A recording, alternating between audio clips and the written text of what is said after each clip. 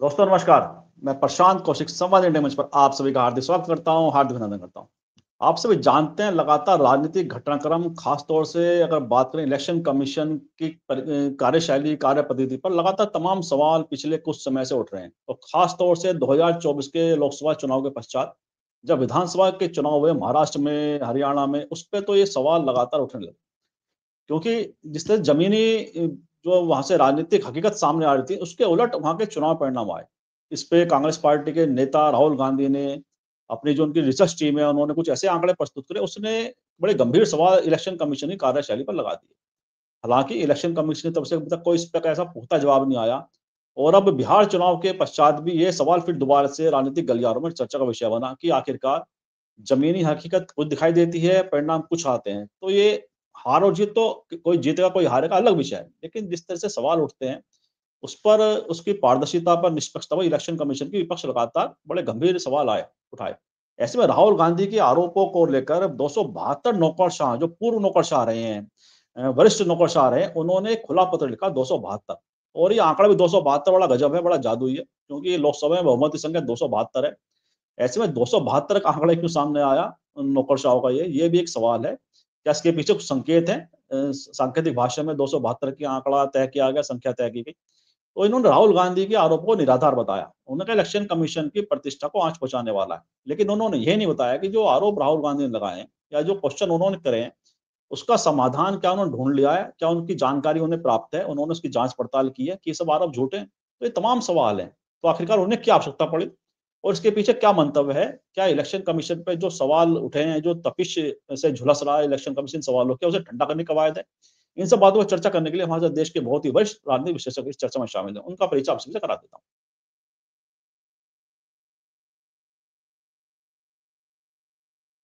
मतलब प्रफुल्ल कोलखैन जुड़ गए हैं, बहुत सीनियर राजनीतिक विशेषज्ञ, बहुत स्वागत करता हूँ, बहुत अभिनंदन करता हूँ। तो प्रफुल्ल जी, आपको क्या लगता है इस पूरी कवायद के पीछे 272 ही क्यों, 273 क्यों नहीं, 271 क्यों नहीं? कि 272 लोकसभा में जादुई आंकड़ा बहुमत का। तो ऐसे में क्या कुछ संकेत है इस संख्या के द्वारा? और इन नौकरशाहों ने क्या इलेक्शन कमीशन से भी इन सवालों को जवाब मांगे जो राहुल गांधी ने उठाए या विपक्ष जो लगातार उठा रहा है, जो उन्होंने इतनी बड़ी कवायद कर दी खुला पत्र लिखकर? क्या लगता है आपको? जी सभी को नमस्कार। 272 एक जादुई आंकड़ा है, इट्स ए म्यूजिकल फिगर। जी। आप जानते हैं कि हमारी डेमोक्रेसी इसमें लॉजिक से नहीं, मैजिक से चलती है। तो ये मैजिकल फिगर है। ये संयोग भी हो सकता है, लेकिन संयोग हो या प्रायोजित हो, ये 272 एक साथ इनका ज्ञानोदय हुआ। ये एक साथ कहाँ मिले, कैसे योजनाएं बनी होगी, मैं तो इसकी कल्पना करके मुझे ये लग रहा है। हाँ, अगर कोई संगठन हो इसके पीछे, वो संगठन ने अगर ये जारी किया हो, या इंडिविजुअल किसी व्यक्ति का अपना उद्यम हो, कोई ग्रुप हो, तो इस तरह की ये करते हैं। तो ये तो मैजिकल ग्रुप है इस बात को। और देखिए कि इन्होंने जो सवाल उठाए हैं, सब सरकार से सवाल उठाता है, लेकिन इन लोगों ने सरकार से सवाल नहीं उठा करके ये सवाल उठाए इन्होंने एलओपी, नेता प्रतिपक्ष। अब सवाल क्या है? ये बोल रहे हैं assault on national constitutional authorities. इनका जो खुला पत्र है उसका शीर्षक यही है कि असॉल्ट ऑन नौकरशाह को। नौकरशाह किसके प्रति जवाबदेह होते हैं? जनता के प्रति या सरकार के प्रति? अगर वे ये समझते हैं कि वे सरकार के प्रति जवाबदेह हैं, मैं बड़े नौकरशाहों की बात कर रहा हूं, तो फिर संविधान में हमारे पुरखों ने जो सेपरेशन ऑफ पावर की बात सोची थी, क्यों सोची थी? ये बात तो सोचना होना भाई कि अगर आप सरकार के ये होते तो नौकरशाह अगर सरकार के अधीन होता तो पावर का सेपरेशन की बात का प्रावधान क्यों है? नहीं होता। दूसरी बात यह है कि इसमें इन लोगों ने जो चिट्ठी लिखी है, इसमें से अधिकतर सभी जो हैं सो हैं, इनका मुख्य इरादा जो था वो इलेक्शन कमीशन के बारे में। अब इलेक्शन कमीशन को इतनी जबरदस्त इम्यूनिटी हासिल है कि उन पर कोई केस मुकदमा भी अभी नहीं हो सकता है। अभी के कानून के हिसाब से भी कोई केस मुकदमा नहीं हो सकता है। और इन्होंने अगर ये कहा होता, अब हमारे चुनाव आयुक्त थे, मुख्य चुनाव आयुक्त कुरैशी साहब, उन्होंने भी अपना मंतव्य दिया था, उनकी तो कई किताबें भी हैं, और उन्होंने कहा था कि चुनाव आयोग को करना चाहिए। और ये जो हमारे 272 महाप्रभु हैं जो पूर्व हैं, तो ये सब एक जगह इकट्ठा होकर के लिख रहे हैं। मुझे नहीं पता कि इनको चुनाव आयोग के कारोबार का, उनकी सीमाओं का, उनकी शक्तियों का कितना व्यावहारिक अनुभव है। सैद्धांतिक अनुभव तो होगा, जैसा कि हम लोगों को भी थोड़ा बहुत होता है। ये बड़े अधिकारी रहे तो इनको अधिक होगा, लेकिन कुरैशी साहब तो बड़े विख्यात भाई ये रहे हैं, लवासा जी रहे हैं, अशोक लवासा। तो कहने का मतलब है मेरा कि अगर इन लोगों को गंभीरता पूर्वक सोचना चाहिए था कि कैसे इसका असॉल्ट कैसे हो रहा है। अगर कुछ सवाल बता रहे हैं, अभी तक तो चुनाव आयोग पर जो है सो कहते हैं कि चुनाव आयोग के संदर्भ में वो कहते हैं कि चुनाव आयोग की मिली भगत हो सकती है। आयोग और आयुक्त की मिली भगत एक ही नहीं है, यहां तक भी हमें समझना होगा। तो जो आयुक्त के ऊपर में कोई सीधा का सीधा ये बात नहीं है। हाँ, उसका आशय जरूर उधर इंगित करता है, इसमें यह मान लेने में कोई गुरेज नहीं है। लेकिन चलिए, उसे राहुल गांधी और विपक्ष की नकारात्मकता बताते हैं, राजनीतिक अवसरवाद बताते हैं, और वे भी कहते हैं कि जो जनता से लोग कट जाते हैं उनकी विश्वसनीयता खत्म हो जाती है। ये नहीं बताते हैं कि एक बार जांच करा लें, सवालों का जवाब दे दें। ऐसा लगता है जैसे प्रतिपक्ष के देश में कोई भूमिका ही नहीं हो। ये क्या चाहते हैं कि विपक्ष जब भी सवाल करेगा तो क्या वह, आज इनको लग रहा है कि मुंह से कहा जा रहा है देशद्रोह, तो इतना बुरा लग रहा है। जिन लोगों ने बात बात पर देशद्रोह का मुकदमा कायम कर दिया था, उनका क्या होगा? एक लंबे, जितनी सजा हो सकती है, एक लंबे समय से अगर कोई जमानत की याचिका की सुनवाई में अटका हुआ है, ट्रायल तो छोड़िए, जमानत हो कि नहीं हो, वहां नहीं दिख रहा है। मौलिक पद, सबसे बड़ा पद भारत में है नागरिक। अगर आप भारत के नागरिक हैं तभी कुछ भी हैं, आप मनुष्य हैं तभी भारत के नागरिक हैं। तो मनुष्यता के साथ साथ ये कैसा ये कर रहे हैं? क्या विपक्ष राजनीतिक रूप से हताश है? क्या सत्ता पक्ष का मतलब एक पार्टी विशेष है और विपक्ष का मतलब एक पार्टी विशेष है? क्या लोकतंत्र के का मतलब यही सत्ता पक्ष और विपक्ष होता है? जनता हताशा नहीं है? जिनका पेपर लीक हो जाता है वे हताश नहीं होते हैं? जिन्हें रोजी रोजगार के लिए पलायन कर जाना पड़ता है उनमें हताशा नहीं छाती है? जिन्हें किसी खास तरह से बिना मतलब का, जिनको कहा जाता है कि ये विदेशी है, ये घुसपैठिया है, और दिल्ली से यहां से वहां से बांग्ला भाषी लोगों को बांग्लादेशी भाषा कह करके हाँक दिया जाता है, इस पर तो कभी उन्होंने पत्र नहीं लिखा। ठीक है, उनका प्रोग्रेसिव है, उनका मन होगा लिखेंगे, नहीं मन होगा तो नहीं लिखेंगे। लेकिन हम तो ये कह रहे हैं, हम उनकी चिंता के बाबत कह रहे हैं कि उनकी चिंता अचानक क्यों इतनी बढ़ गई है। और ये चिंता इसलिए बढ़ गई है कि चुनाव आयोग खुद जवाब देने की स्थिति में नहीं है। तो एक पब्लिक परसेप्शन बना रहे हैं, लोगों के मन में भ्रम बना रहे हैं कि हाँ ऐसा है। अभी तो SIR चल रहा है, SIR की वैधता पर सुप्रीम कोर्ट भी उसकी अपनी सुनवाई कर रहा है। क्या फैसला करेगा नहीं करेगा कहना मुश्किल है, लेकिन चुनाव तो हो गए बिहार में, और इस अवस्था में चुनाव हुए, मतदाता सूची फाइनल है, अंत तक फाइनल होता रहा।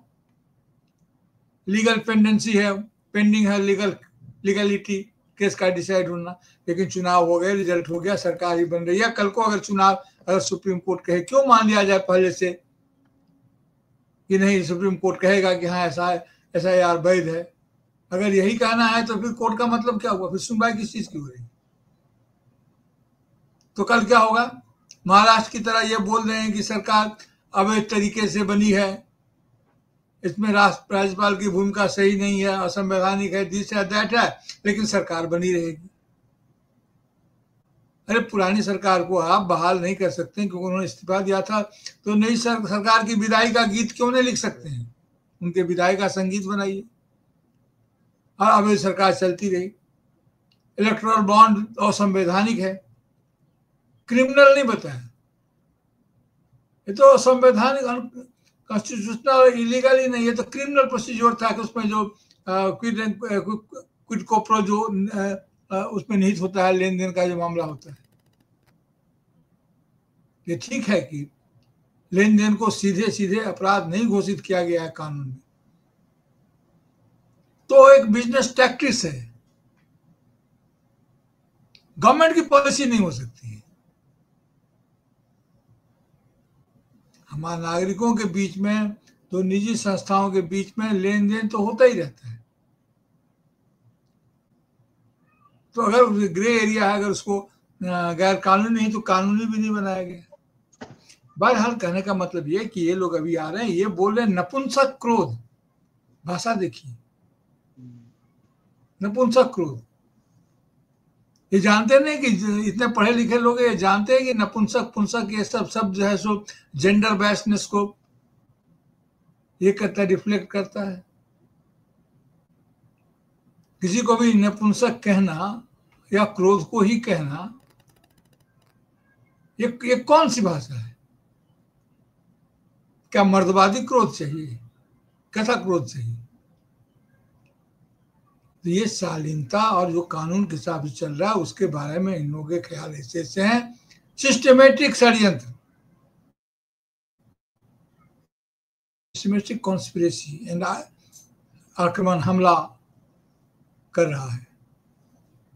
तो सरकार कार्रवाई करे ना। आप जो खुला पत्र लिख रहे हैं गवर्नमेंट को लिखिए ना, ये सब हो रहा है, इनको जेल में डालिए या इन पर कार्रवाई कीजिए। गवर्नमेंट को नहीं लिखेंगे क्योंकि गवर्नमेंट को जवाब देना होगा, खुला पत्र लिखेंगे ताकि कोई जवाबदेही न तय हो। गवर्नमेंट को अगर लिखेंगे तो गवर्नमेंट के पास जमा रहेगा, वो पब्लिक रिकॉर्ड हो जाएगा, और कल जब गवर्नमेंट बदलेगा तो उस चिट्ठी को निकाल करके उस पर बातचीत की जा सकती है। और सबसे बड़ा इनको डर ये लग रहा है कि रिटायर करने के बाद भी राहुल गांधी ने कहा है कि रिटायर लोगों का भी पीछा किया जाएगा, डर यहाँ है। तो क्यों नहीं गवर्नमेंट को डायरेक्ट क्यों नहीं लिखते? इसलिए नहीं लिखते हैं कि गवर्नमेंट को लिखेंगे तो गवर्नमेंट प्रॉपर्टी हो जाएगा, you can't destroy the document. अगर गवर्नमेंट बदलेगी तो बुला के पूछा जाएगा कि हाँ भाई बताइए क्या आपका कहना था। गवर्नमेंट को नहीं लिखेंगे, खुला पत्र लिखेंगे। ये 272 टिकट चाहते हैं, हम 100% स्ट्राइकिंग रेट वाले हैं, अपने अपने समय के टॉपर्स हैं, हमें टिकट दे दो 272, हम ही हो जाएंगे, हम पूरा देंगे, बाकी जो आपका जीत कराएगा सो आएगा। अभी बिहार में क्या था ना, प्रशांत किशोर ने, उनको भी बड़े नामी गिरानी विख्यात लोगों को लेकर आए थे, 10% 20%। मुझे लगता है वो उनका इंटरव्यू जो है सो फ्रंट बने बड़ी बड़ी जगहों पर कुल मिलाकर के 400-500 इंटरव्यू उनका हुआ होगा। बिल्कुल, बहुत बड़े नेता, बहुत बड़ी क्रांति बदल रहे, 20, 25, 26% लोग वोट का हिसाब लगा रहे हैं। और ट्रेप क्या कर रहे थे, 37% मिलता है आरजेडी को, 37 पॉइंट कुछ मिलता है एनडीए को, तो बाकी जो 28% वोट है, 24-26% वोट है, मेरे आशा का केंद्र वो है। तभी मैंने कहा था कि बाकी जो बचा हुआ है सब इन्हीं का है। तो मिल गया ना वोट सब। तो वैसे ये 272 हैं। ये इनको टिकट दिया जाएगा अगली बार, देखिएगा कम से कम टिकट का प्रलोभन जरूर होगा। तो ये चाहते हैं कहीं ना कहीं पोस्ट रिटायरल कुछ आरामदायक चीज हो। अब क्या चाहते हैं क्या पता, कहाँ से क्या दबाव आया नहीं आया, लेकिन ऐसा लगता है कि टेक्स्ट किसी एक जगह बना है, एक जगह अप्रूव हुआ है, तभी ना 272 साइन किए हैं।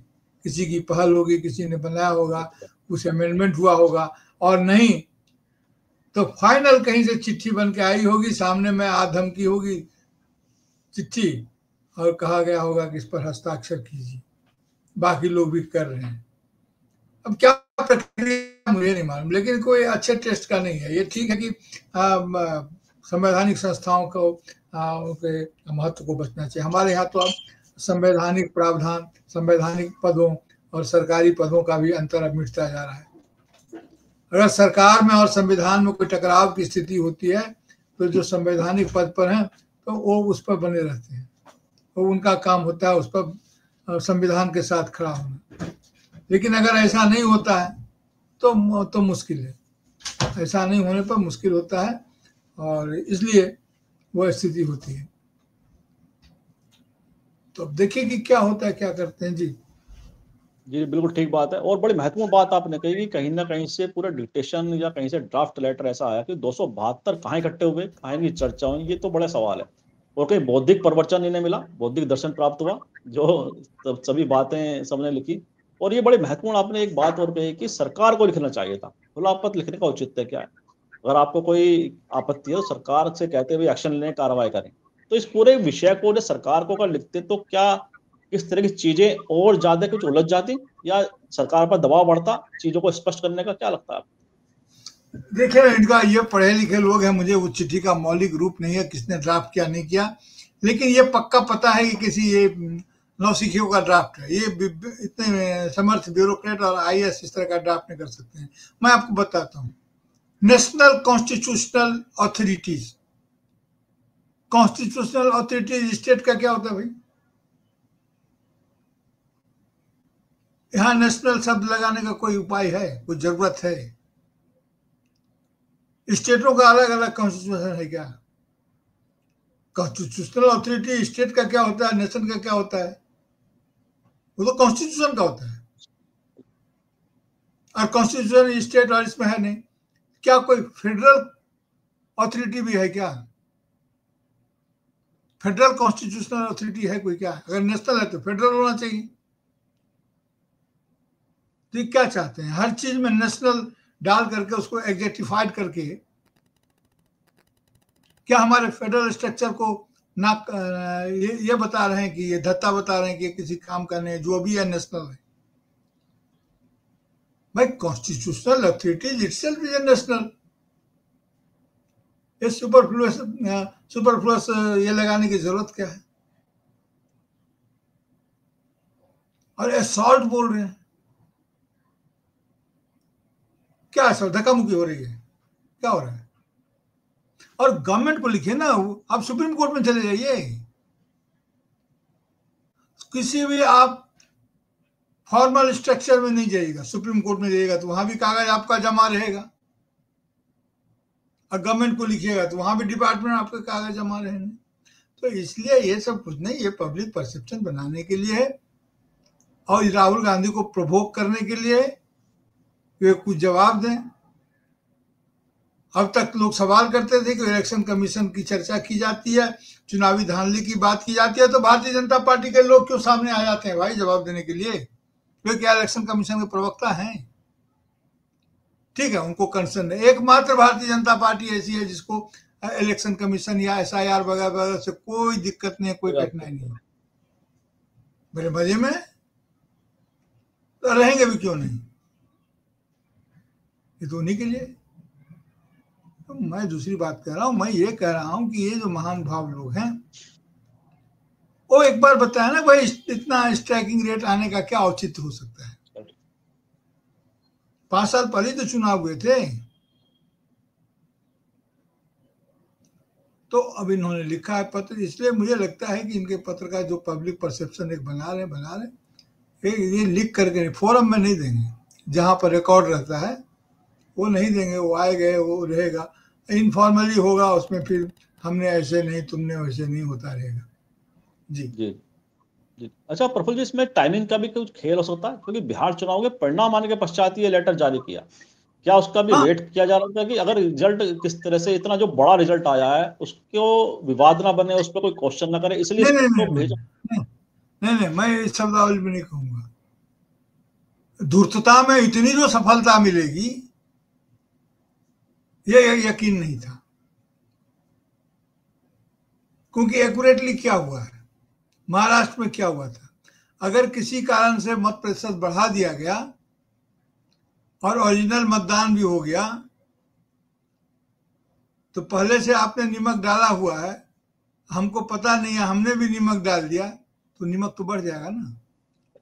लेकिन हमको मालूम है कि हमने अगर कम नमक डाला है, हमको पता नहीं कितना नमक है, अब पहले से डाला हुआ है, तो अगर एडजस्ट करने लायक स्थिति में होगा तो बराबर हो गया। तो महाराष्ट्र में नमक तेज हो गया था, जितना ऊपर से इन लोगों ने मिलाया उससे ज्यादा नमक पहले से था, तो ये आ गया कि जितना एडल्ट पॉपुलेशन है उससे ज्यादा वोटर कैसे हो गए भाई, वोट कैसे गिर गया, पता नहीं इसका जो भी व्याकरण रहा हो। तो यहां देखा कि सब कुछ टेक्निकली सब कुछ ठीक ठाक इनको लग रहा है कि कोई सेल्फ कॉन्ट्राडिक्शन नहीं है। तब तो भारतीय जनता पार्टी के लोग जवाब देने आते थे, पूर्व ब्यूरोक्रेट जवाब देने आए हैं, और इन सबों को कहीं ना कहीं जोड़ लिया गया है, अनरजिस्टर्ड ऑर्गेनाइजेशन के साथ जोड़ लिया गया है। आइए जुड़ जाइए, ये आपका ही घर है। आप समझते हैं ना, गैर पंजीकृत एनजीओ, नॉन रजिस्टर्ड एनजीओ जुड़ गए हैं, अपनी सरकार है, बलगेंग का जमाना है, तो इसको ठीक है कि ऐसे चलेगा। जी एक दो सवाल और ले सकते हैं जल्दी जल्दी। जी बिल्कुल बिल्कुल। तो इससे पूरा इस एपिसोड के बाद विपक्ष की राजनीति को, और जो लगातार विपक्ष जो इसको लेकर मुद्दा बना रहा है एसआईआर को लेकर, उसे जो हल्का करने की कोशिश की, क्या उसको वह और मजबूती से, क्यों कांग्रेस ने तो ऐलान कर दिया दिसंबर में पहले हफ्ते में दिल्ली में बड़ी रैली करने का, तो ऐसे में विपक्ष की राजनीति क्या इस पूरे घटनाक्रम में और ज्यादा गोलबंद हो गया आपस में इस मुद्दे को लेकर, क्योंकि बड़ा मुद्दा है ये? देखिए विपक्ष, ये तो इस समय में जो एनडीए के लोग हैं वो तो विपक्ष में नहीं गिने जाएंगे ना, तो नॉन एनडीए का ये नहीं है, एनडीए के लोग रहेंगे। लेकिन कांग्रेस असल में सारा दोष ये लोग कांग्रेस पर ही थोपते हैं, तो कांग्रेस इसको लीड लेगी। और विपक्ष के लोग, विपक्ष में कौन है यहाँ, आरजेडी है बिहार में, और आरजेडी को भी ये समझाया जा रहा है कि आरजेडी को इतना लॉस कांग्रेस के कारण हुआ। पता नहीं वो कितना समझ रहे होंगे, इस बात को नहीं समझ रहे होंगे। तो जो भी हो, आरजेडी है यहाँ, झारखंड मुक्ति मोर्चा है, और ममता बनर्जी भी उसके खिलाफ हैं, तो वो हैं, यानी कि तृणमूल कांग्रेस, और साउथ की पार्टियां हैं, अखिलेश जी तो हैं ही उत्तर प्रदेश के, बाकी तो और है नहीं, बाकी जहां कांग्रेस की सरकार है ये लोग हैं। लेकिन ये बड़ा कार्यक्रम होगा, और ये आज न कल लोगों को ये एहसास होगा ये क्या हो रहा है। इसीलिए मैं फिर आपसे कहता हूं कि चुनावी राजनीति से, चुनावी प्रक्रियाओं से हम इसका हल नहीं निकाल सकते। जी हमें इंतजार करना चाहिए। बिल्कुल बिल्कुल ठीक बात है, ठीक बात। अच्छा अगर हम बात करें कि कल एक जो बड़ा एस्टेब्लिश मीडिया प्लेटफॉर्म है इंडिया टुडे, तो उसमें मुलायम सिंह को यादव को लेकर एक चित्र प्रकाशित हुआ जिस पर बड़ा विवाद भी हुआ है। समाजवादी पार्टी ने उस पर काफी उसकी आलोचना भी की है, और ये घटनाक्रम मतलब जो आपस में परिवार का था, वो उत्तराधिकारी, राजनीतिक उत्तराधिकारी का जो मुद्दा था वो तो कभी का सिमट निबट चुका है। यादव परिवार का, अखिलेश परिवार के राजनीतिक उत्तराधिकारी कौन है, मुलायम सिंह जी के।